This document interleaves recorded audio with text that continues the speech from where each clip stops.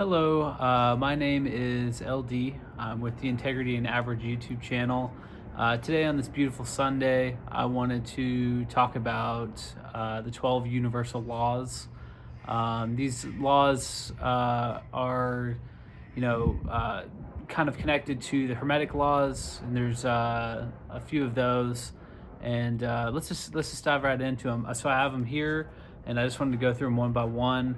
The first one is the law of divine oneness. So we're all connected, meaning that I'm connected to you who's watching this video. We're all connected in a lot of different ways, and let's just keep on going. And they all kind of play into one another too. So I'm just gonna keep going. All right. So second law is the law of vibration.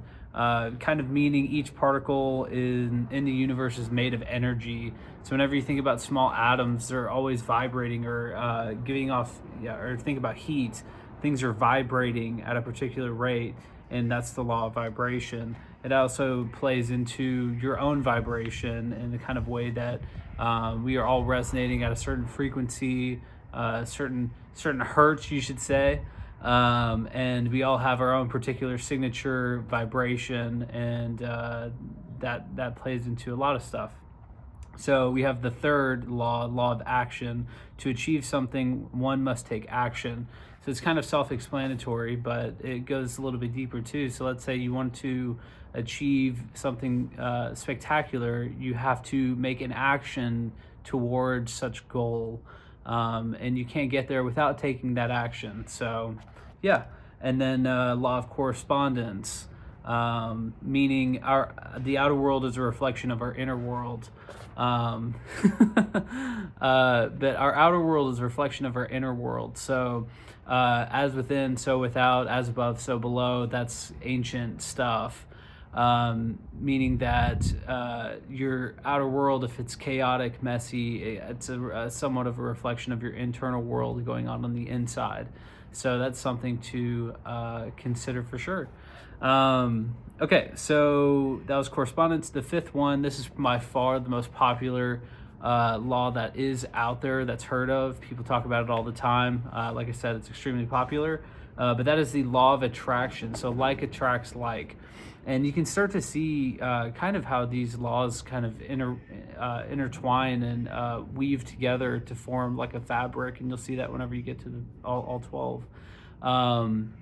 But with the law of attraction, like attracts like, particular frequencies like the particular frequencies that are similar in that sense. So yeah, let's just keep on going. But law of attraction also is the major manifestation law whenever it comes to the 12 laws of the universe. So yeah, so let's see here. Sixth one, law of cause and effect. You get back what you send into the universe. So if you're sending out negativity into the universe and you're expecting something different, you're in complete and utter fallacy or an error. So whenever you're sending out positive vibes out into the universe, typically you're going to see something positive back come your way. And if it hasn't yet, just wait, because it will eventually catch up to you. Likewise, the other way around too.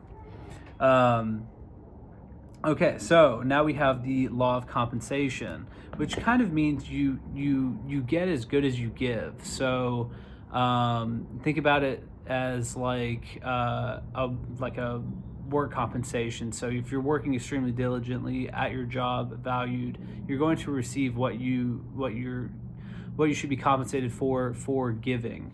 That goes into other things too, but I'm just kind of trying to run through a quick rundown here. So that was law of compensation. So we have the law eight, law of perpetual transmission of energy.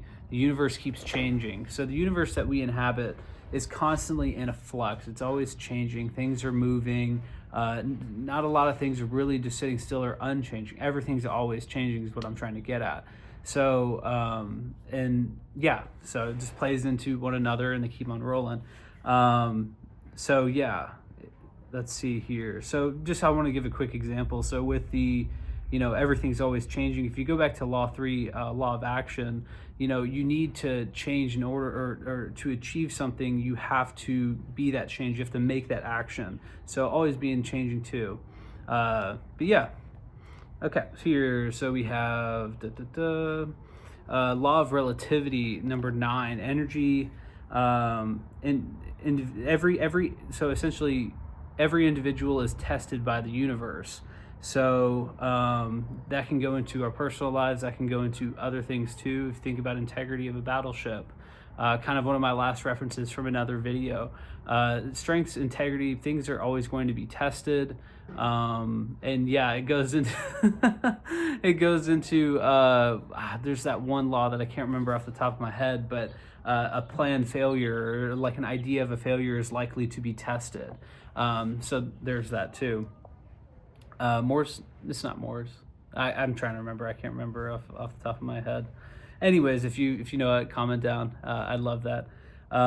Okay, so that was relativity. Number 10, law of rhythm. Everything goes through cycles, rhythm, and patterns. So if you think about cycles and rhythms and pattern, whenever you think of rhythm, you can think of dancing and music. If you think of cycles, you can think about cycles of like patterns or seasons changing. That always has been a fluctuation, you know. Spring, summer, fall, winter, all going around and around and around. It's always a pattern. You can think of it even as like a financial pattern too. So if you're thinking, you know, this is a season that things go up, these are the seasons that things go down, recessions, stuff like that. It's very pattern, cyclical based. That's more in arithmetic, but you see it a lot in nature as well. A lot in nature. It's a lot of patterns in nature. Okay, so now we have law of polarity. Everything in the universe has an opposite. And we'll get into the 12th law. It's not the same as that. But so the law of polarity, everything has an opposite. So if you think about poles, so magnetism, you have a north and a south pole. They're polar opposites. Just like the Earth has north, south pole, same thing. But yeah, the universe has its opposites. You know, you have some dark and light can be an opposite too, even though there is duality, and there's a lot of things at play whenever you start discussing dark and light and stuff like that. Okay, so now we have the 12th and final law. This is the law of gender. And so that means that all things have masculine and feminine components. Just because, so for instance, I'm a man, and just because I'm a man doesn't mean I don't have feminine components to myself. We all have masculine and we all have feminine components to ourselves that completes us and makes us whole. You can look at this from a lot of nature standpoints, stuff like that. But just like taking basic human characteristics, like just because you're one way or another way doesn't mean that you don't have elements or key components of the opposite. So whenever you know your universal laws and you're really weaving them into your life and you're interplaying them into your life and you're learning from them, jot them down, keep a record of them, but they all interplay and they connect together, and that's how you build kind of like an awareness with this system going on at play. And yeah, so there's the hermetics too, like the hermetic laws. I might do a video on those. They're somewhat similar. Hermetic laws are another topic. So, but anyways, I hope you have a great and wonderful day, me discussing the 12 universal laws. If you have any questions or anything like that, reach down in the comments below.